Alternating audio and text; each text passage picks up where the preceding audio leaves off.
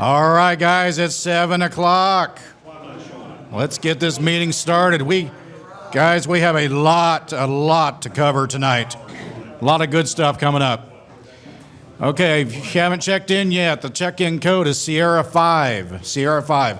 If you've got the Ham Club online email, you can check in that way. If you're new here and you're joining the club tonight, you can sign in up here on the tablet. Or if you don't get the HCO emails for whatever reason, you can sign in on the tablet. Hopefully this works tonight. There we go. Hey. Yeah. So far, so good. All right, we covered that. I pledge allegiance to the flag of the United States of America and to the republic for which it stands, one nation, under God, indivisible, with liberty and justice for all. Okay, I know the answer to this next one. Do we have any new call sign holders? Jose. What you got, Jose? Kilo X-Ray 5 Quebec. Kilo X-Ray 5 Quebec. Congrats on that. And yes, sir? The Herd Museum Amateur Radio Club is now K5HRD. K5HRD. Awesome. And I know the answer to this next one, too. Any license upgrades? Jose. So, as you imagine, Jose is upgraded to extra. So that's great, Jose. And that call sign just came in this morning, probably, I'm going to guess 2 o'clock this morning is when the FCC sent you the email. Okay. And you were probably up at 2 waiting for that email, hitting refresh, weren't you? Yeah. I was just excited because I'm watching the website too. It's like, is Jose going to get it? Jose going to get it? Because it was a strange competition you had there. Okay, March VE report. Lee Palmer got technician, and our very own Jose got extra. And you see, Jose, I changed your call sign today on the slide. Okay, so we have 4 new members. Just curious here in a second if these members are with us tonight. We've got Bill Parker, KJ5INK, Jordan Goodyear, Whiskey 1, Juliet Mike Golf, Lee Palmer, Kilo Juliet 5, Papa Charlie Victor, and Wayne Reynolds, November 5, Delta Victor Lima. Are any of you here tonight? No? Goodness. Denied. Okay. All right. So I need a motion to approve new members. Okay, Dave, KS5SK. That is a mouthful. Need a second? Larry, KI5OEZ. All right. Any discussion? No? All in favor of letting these people in? Aye. Any opposed? One of us, one of us, one of us. Very good. All right, Ron, you're going to give a quick overview because we got some more detail tonight, too. Yeah, right. There you go, sir. Yeah. Repeater report. Okay. Let's see, 75-380 VHF right here. It's running good. Custer, Virginia, we were going to get started, and we got sidetracked doing some other things. So I'll be out there with Lance after a bit. Let's see, other things. Melissa, turns out the water tower maintenance is actually redoing the logo on the tower for the high school. And it's in committee today voting on the patterns. And there's no schedule yet. So I'm having just a blast tracking that one. But as soon as it breaks loose and they paint whatever they're going to paint on it, then we're going to have a trenching party. So we've got about 90 feet or so to trench, lay in our conduit, pull our coax, and get her back on the air for real. So excited about that. So you'll probably hear a solicitation for a pizza party trenching coming up here in a few weeks. I hope a few weeks. Okay, the big one is Fairview. We got our climber out there, and he climbed up, got up on top, or up underneath the top, and we got a quote for installation. We didn't get a quote for the cabling, so that's still to do. But we've estimated it, and we've kind of wrapped things up, and there'll be some slides here following, so I'm pretty excited about that. With that, back to the net.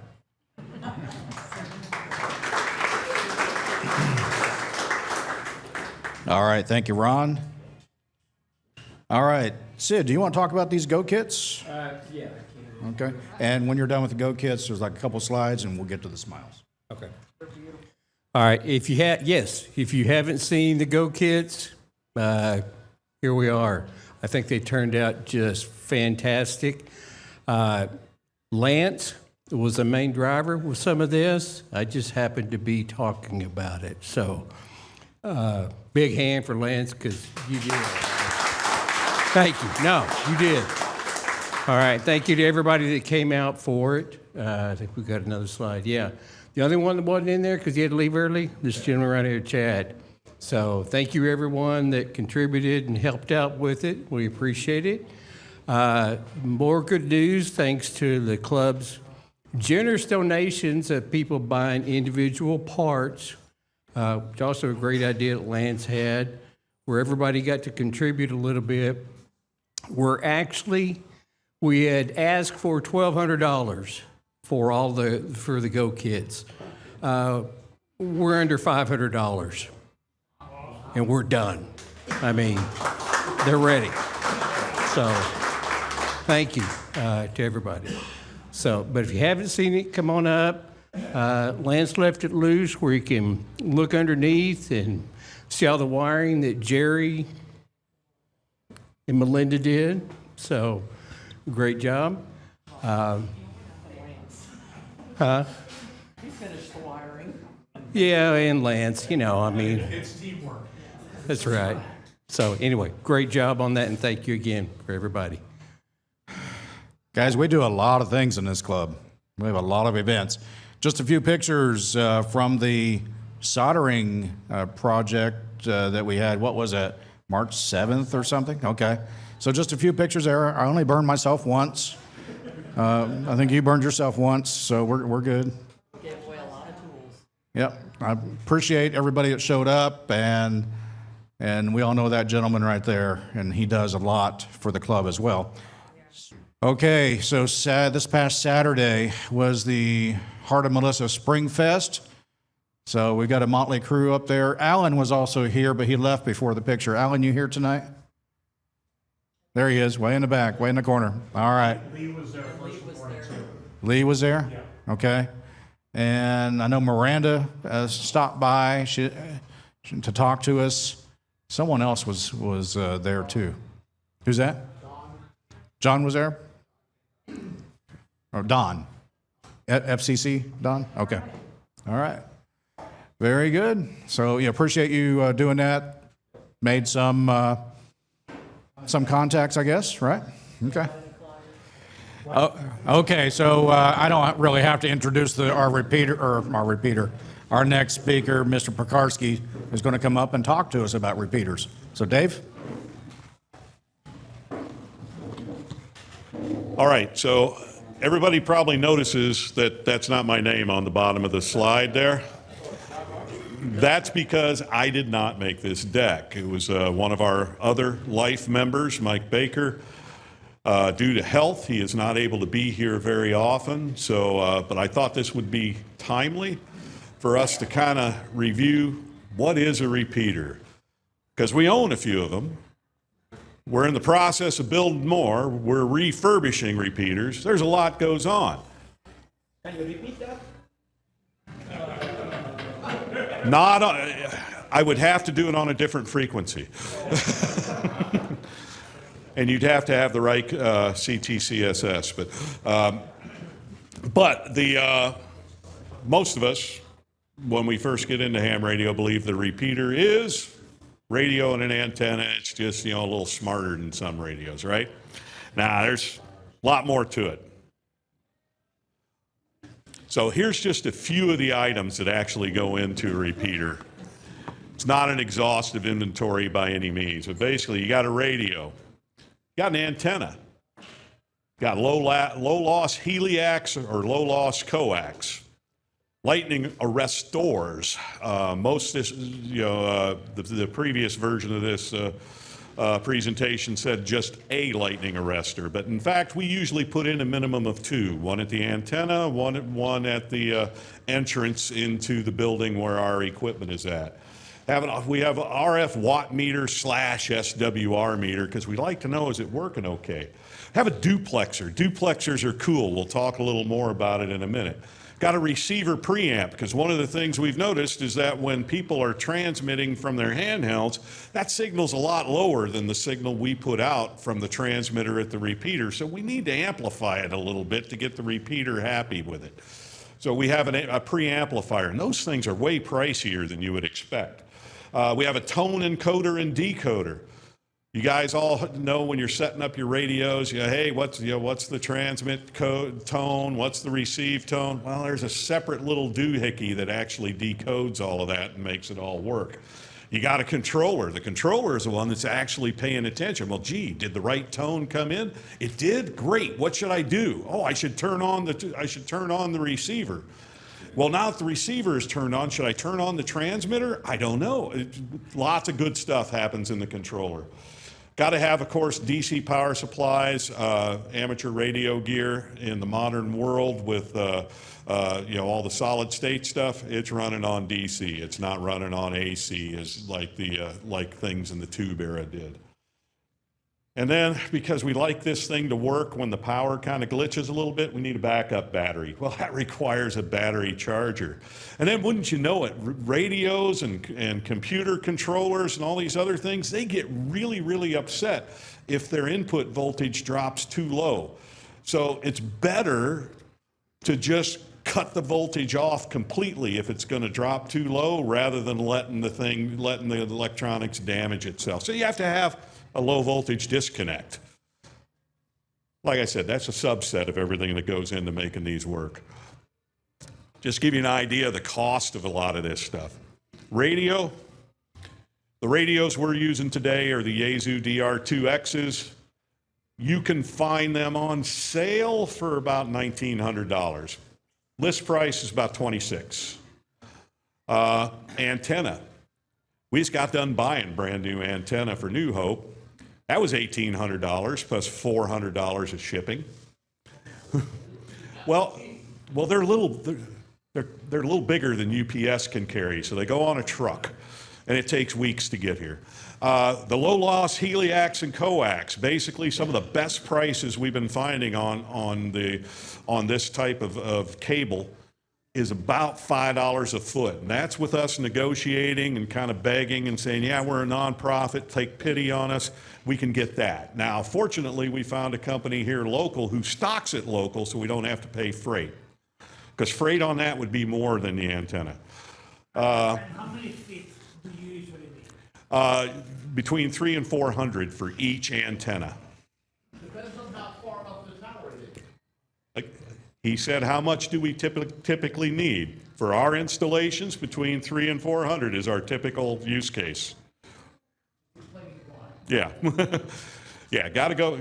Well, not only do you have to go all the way up to the top, but we got to get horizontally to the base of it and then go up. And then there's usually a horizontal run inside the tower because you got the center tube. Our antenna is never completely at the center, so you got to run horizontal there's a lot.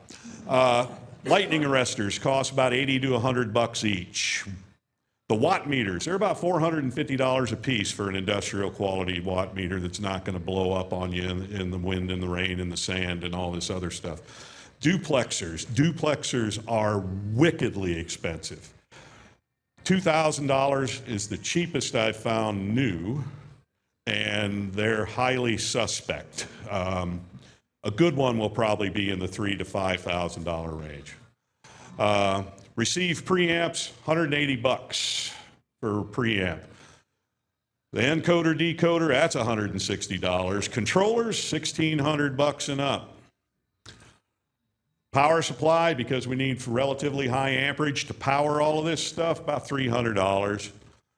The backup battery, that's $400. Charger is $100. Low voltage disconnect is $90. Then we could go on. There's more and more, but this gives you an idea why repeaters are not something you just build out of parts from your garage.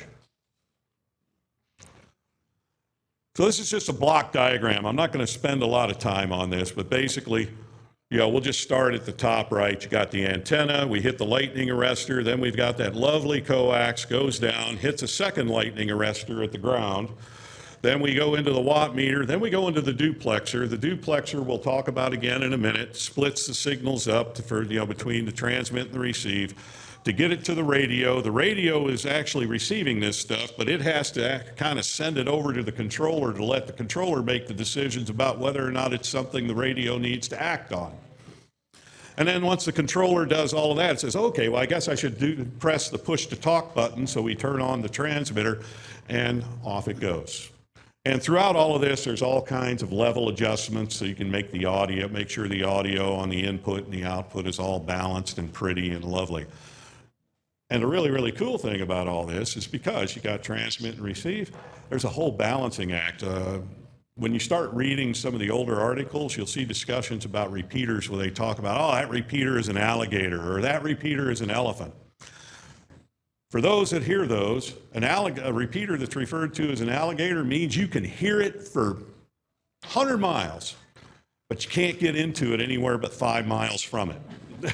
All mouth, no ears. The elephant is the exact opposite. All ears, no mouth. You can get into it from 100 miles away, but you can only hear it from 10 miles away. So our comm director does a fabulous job of making sure that our machines stay balanced. That's another reason for the preamp, is it allows us to make sure that we aren't receiving from further than we are able to transmit. It's a delicate adjustment. Okay, that's the radio and the antenna part. Now we get into, okay, what's it take to do the DC power plant?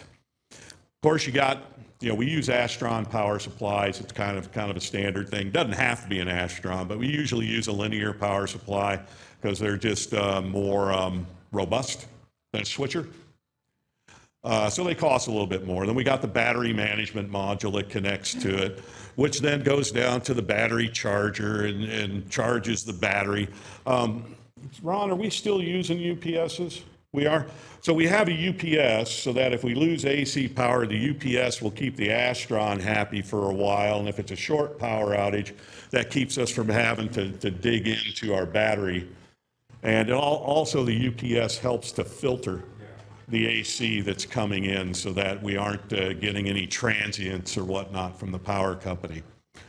So that all goes through, and then when we get, it goes back up through the battery management, it goes to the low voltage disconnect. The low voltage disconnect is just paying attention. Okay, if this goes below about, 12 volts, Ron? About 11.5, okay. But if the voltage coming into it goes below about 11.5 volts, it'll just disconnect altogether. It's better to just turn it all off rather than let it get damaged. And that will go in then to a distribution and fuse panel where we have whatever power poles or binder posts or whatever types of connectors we use to distribute that 12 volt DC throughout the installation. So one of the interesting things that a lot of people may not understand about repeaters is that there's something that we call a power budget. In a power budget, what we have is we have puts and takes basically about, to do with our output and input power for the repeater. So let's say, for example, our repeater is running at 50 watts. Okay, that's great. You'd think that's awesome. But then you got all of these different jumpers and everything within the rack and in the hut or the building where the repeater may be installed. You probably lose about a dB to all of that. And then we got the duplexer. Well, the duplexer, again, we're going to talk more about the duplexer in a minute. That's a pretty complicated device. But the duplexer itself, you lose on average about 1.2 dB of your output to that. And then the coax, again, depending on the length and the specification of the coax. But if we look at the coax and or the heliax that we've been buying, anywhere between 1.8 to 3 dB is kind of a typical loss for the coax runs that we have. But when we get to the antenna's got gain. Now this particular gain number is for a VHF antenna, so that's the 2 meter. And the 2 meter antenna that we use here at 75 and 380 and the one over at Custer in Virginia has a 6 dB gain. So basically what that means is that for our 50 watts in to the antenna system coming from the radio, we take all of the losses, add our gain, we're actually getting about 80 watts radiated power out of the system. So things that smart guys like Ron have to think about when we're building these. This is the model that was done for Melissa. And Melissa, the antenna there actually has about a 9 dB gain. The rest of the numbers are pretty similar. I actually am not completely on board with the coax heliax loss. I think it's a little low. Yeah, so I'm thinking that coax heliax is probably losing us about 3 dB right now. But still, we're probably getting about 100 watts effective radiated power in Melissa. So it's kind of neat because we're only putting 50 watts into the system, but we're able to do some things that makes it work. Okay, so now let's talk about duplexers. Because when you think about a repeater again, just 2 radios basically, transmitter and a receiver, and they're running simultaneously, just on 2 different frequencies. So the question is, well, shoot, if duplexers are so doggone expensive, why don't we just put up 2 antennas? Right? Got to be cheaper than buying a hellaciously expensive duplexer. It's actually not, because when you start thinking about it, okay, I got this, now I have to put up 2 antennas. Well, shoot, we said earlier an antenna costs about $2 grand. Oh, no, by the way, the coax run, what did we say, $5 a foot, about 400 feet, $2,000 times 2. Suddenly we're up to $8,000 to run 2 antennas. So it's actually cheaper to just do 1 antenna and go ahead and buy the duplexer. It's half the price. That's why we have duplexers. Now, what a duplexer does for us, because we are using a single antenna to receive and transmit on simultaneously on 2 different frequencies, we have to be able to isolate those 2 frequencies such that the radio isn't hearing itself when it's transmitting. Because again, if it's going through the same antenna and the same feed line, it's really possible, it's likely it would hear itself. So what a duplexer does is it actually is a filter, really complex filter that separates those 2 frequencies such that the receiver is only seeing what it needs to see and the transmitter is only sending where it needs to send. Keeps the feedback from occurring and keeps the system safe. There's a lot of extra numbers here. We can make this presentation available to you. You can look at them. For those of you that like dealing in decibels and logarithmic type stuff, it's really, really great. I'm not going to spend a lot of time here. This is just kind of a line diagram for how this all works. Top left, you got your one mobile radio operator. He wants to talk to mobile number 2 at the top right. Well, rather than talking direct to him, talks to the receiver in the repeater. The repeater then takes it and retransmits out at a different frequency so that mobile number 2 can hear it. That's the basics of how we make station-to-station communication work with the repeater. Ron, this is where I get out of my depth, is when we start talking about the types of duplexers that are out there, because there's multiple types. Got bandpass, which, as the name implies, is that it's just only going to pass a particular frequency. You got notch, which says, no, I'm going to not pass a particular frequency. And then vary notch. What the heck does vary notch mean, Ron? So you can pick. Yeah, you can screw around with it. Depending on your environment, there are environments you choose different topologies. Okay. So There they are. yeah, here's some line diagrams of how the different ones work. So at the top one, this is a 6-cavity bandpass duplexer. So cavities, for those of you that have seen a duplexer, and I'll have some pictures here in a minute, they look like cans. And depending on the frequency that they're operating at, they may be this tall, or they may be only this tall, or at 900 megahertz this tall. So the physical size changes depending on the frequency you're trying to operate at. So bandpass is configured in the way that you see at the top. Again, I'm not going to go through it a lot because this is not supposed to be a technical presentation. It's just give you an idea what goes on. The notch, it's configured a bit differently, and the cavities themselves are built differently. And then we've got the type of duplexers that we use, which are bandpass, band reject, which do both notching and bandpass, which is even more complicated. You see, this is the line diagram for how all of that happens. But I know when Mike first was buying these duplexers and installing them, he had a real predisposition to these bandpass, band reject duplexers. And so that is what we have, and I think everywhere, right, Ron?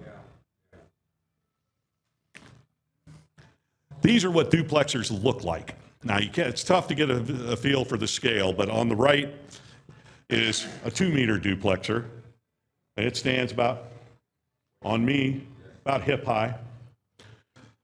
UHF duplexer, I actually had one at breakfast just a few months ago. They stand about like this. So, yeah, 18, sounds about right, Tim. Are they custom made to the frequency or can you change it? Nick, you see those knobs on the top? Yeah, there's actually movable parts inside of those cavities that when you move those, it changes the tuning. And it is an art form to tune these things properly. One of the other things, well, and I know years ago we had to have one of our duplexers professionally tuned. That was $1,600 10 years ago, just to have it tuned.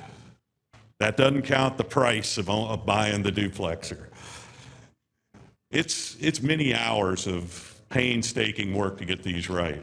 Now, one of the things to bear in mind is in amateur usage, when we're talking on the 2-meter band, here in Texas, the standard frequency separation between transmit and receive is 600 kilohertz. That's actually quite a bit wider than commercial uses. Unfortunately, there are no companies of which I am aware that make duplexers for amateur applications. So we wind up having to get commercial duplexers and operate them at the very edge of their capability to be able to keep the separation that we need for amateur radio purposes in the 2-meter band. Now, in the 70 centimeter or UHF band, that's not so much the case. But 2 meters, it's a little tough to get duplexers that work. We've had a couple that were gifted to us in the past that when we tried to tune them to our separation would not tune. Antennas, another big cost factor. This is a quick picture of our of our standard 2-meter antenna. It's called it's an Andrew DB 224-E is the model number. It's actually made for amateur applications and is tuned to the amateur bands. So it's fairly efficient there. Has a 6 dB gain. When it's configured omnidirectionally, which we do for repeaters, for our repeaters, those little folded dipoles you see running up the central mast, they can be twisted around, and you can make that a directional antenna, so you can't come up with some more gain if you want to shoot it one particular direction. But in our application, we're trying to be omni. This is a view of our favorite UHF antenna, which has 8 of those folded dipole pairs going up and down the antenna. Now in Melissa, we're only doing 6. I'm not sure why, but that was just what got installed. But we got 6 there, but I know for future projects, we intend to use 8 bay. I'm sorry? Yeah. 8. Yeah, I proactively purchased a couple of used 8 bay antennas. So made by Andrew, or golly, who owns them now? Amphenol now, but. So if you go from 8 bay to 6 bay, does it lower the? Lowers the gain a bit. Lowers the gain a bit. We'll just spend a few minutes going through what all of this looks like for us. So we've got there on the map, that's our 2-meter repeater at 75 and 380. We've got the UHF repeater up in Melissa, and usually we have a VHF digipeater when everything is installed in its permanent configuration. Then over here on the bottom left is Custer in Virginia. That's where we have an alternate site for the 2-meter repeater. We've got a VHF digipeater in New Hope over there on the right center of the screen. That's currently not running either. We're waiting on that provider to rebuild their towers. So that's what we've got. Here's a picture of our antenna on 75-380. One of the things we didn't say earlier is that antenna is 22 feet tall when it's assembled. They ship it in 2 pieces, but that just means it's a box that's 11 feet long, which is why UPS can't carry it.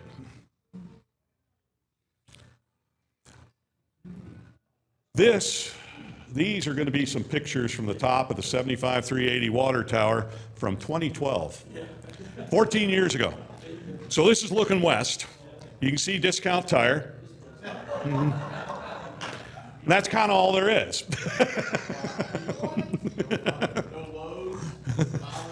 No. Well, you can see Gibos. You see Gibos? No, Spring Creek was not here. Yeah, yeah. This is looking south. Even that's really empty. Was that? Yeah, Blockbuster was still in business.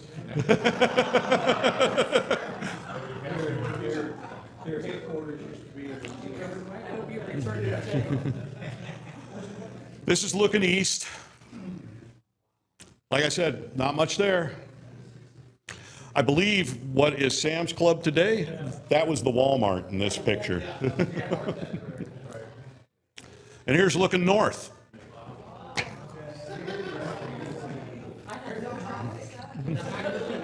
What's that?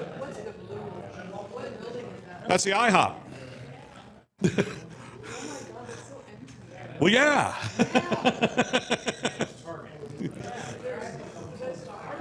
Yeah, see the Target?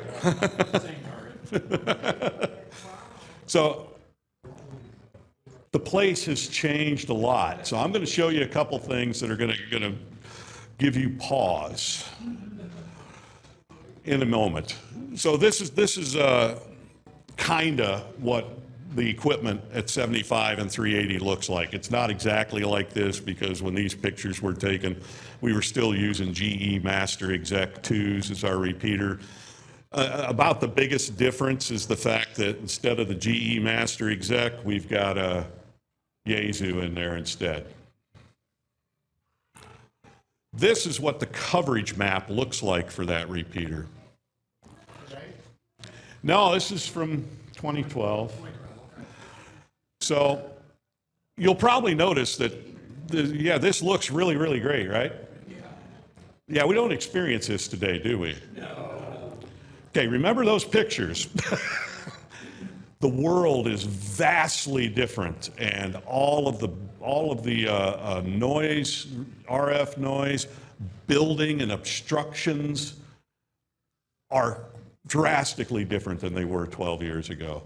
So I started running some new maps here a couple of days ago. I got a couple hours into it, and I was not convinced the results I was seeing were accurate. So we'll make that a separate presentation in the future about what do the current coverage maps look like with the current geography as it exists today. Here's a quick look at Virginia and Custer. Our equipment there is actually mounted in outdoor racks. If you'll notice, it looks really similar to the 75 380, just in outdoor racks instead of indoor racks. This is the Melissa repeater site. You can see our 70 centimeter antenna is the tallest one there on the left. And Mike took this picture when he was refurbishing all of the Melissa gear before it actually made it down to that site. So this was in his garage.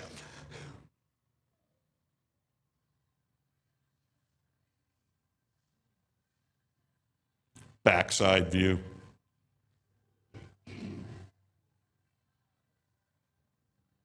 So with that battery, how long could the repeater operate? 8 hours? Depends how much it's used. If all it's doing is sitting there idling, the Melissa repeater should be good for a day. If you have people using it a lot, 2 to 4 hours probably. We can. Yeah, we can access that repeater easily without having to bother the city. We can hook a generator up to it, the whole bit. Now, 75 380, it's not so good. The battery there needs replacing. We've got the UPS on it. We'll keep it running for about 45 minutes or so. Isn't that what we timed it at when we tested it, Ron? Yeah. So this is the coverage map from Melissa. And that actually looks stunning as well. But I'm pretty confident it's probably not realistic for today. That's what it looked like in 2012. This is what the Digipeater looks like. We have the same installation both in New Hope and in Melissa. It's using a General Electric MVS mobile radio connected to a KPC 3 Plus TNC, and all of the software to make the digipeating work is in that TNC. And this is the Digipeater coverage from the Melissa Water Tower. And that is my presentation. Or actually, I would say that's Mike Baker's presentation that I delivered. So, I suppose any quick questions before I turn it back to Robert? Yes, sir. Real quick, have we had any major lightning strikes? We did have a lightning strike at 75 380. And fortunately, everything worked like it was supposed to, and I don't believe we experienced an outage for it, but we did have to replace, the lightning arrestor, that type of thing. Yeah, that one was more serious at Custer in Virginia, and we had to do more serious repair work there. But oddly enough, even though we're the tallest thing on these water towers usually, we don't get struck. Knock on wood. Yeah, thank you, Keith. Yes. The repeater on Custer in Virginia, that's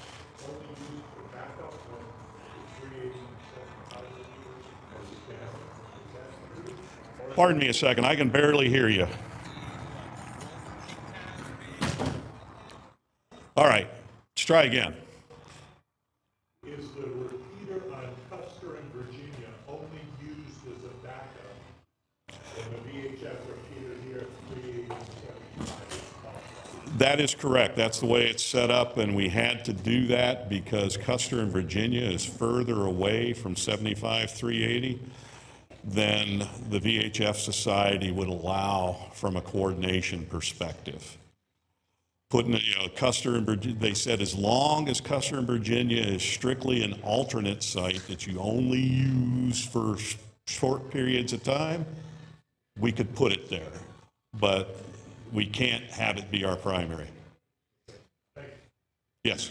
Do we have any type of telemetry, like if you want to know the battery voltage or what's going on there? Not at this time. It's something we've talked about quite a bit, but we just haven't implemented it. Yeah, we agree. We agree, but we've got a lot going on, Nicholas. What type of controller do you have? At Melissa, we're using, what is it, SCOM, is it a 1600? SCOM 7330. At 75 and 380, we're just using the internal Yaesu controller that's shipped with. And at Custer and Virginia, that's still a Master Exec 2. We have not installed the Yaesu repeater yet. But we do own a controller, an SCOM controller and a Yaesu repeater for that site. Any other questions? I kept it close to 20 minutes. Do we have any new business? I think we've done a lot of business tonight. Okay, I didn't think so. All right, just a reminder about our Monday night net, and breakfast at IHOP. I think what do we have, about 23 people there last Saturday? And the sidewalk sale on the last Saturday of the month over here at Collin College. Okay, the Board of Director meeting is this Saturday. You want to come check us out? Fire Station number 2 at 8 a.m. in Fairview. Okay, we've done that. All right, don't forget the check-in code Sierra 5. All right, well, thank you, everybody. I need a motion to adjourn. All right. Andy? Yeah, I know. Andy, I'm sorry. Whiskey. W5KZJ. Andy, second? All right. It's getting late, guys. All right. Michael, Fluche, Whiskey 5, Michael, Echo, Foxtrot. Okay. Any discussion? All in favor? All right, let's close it up.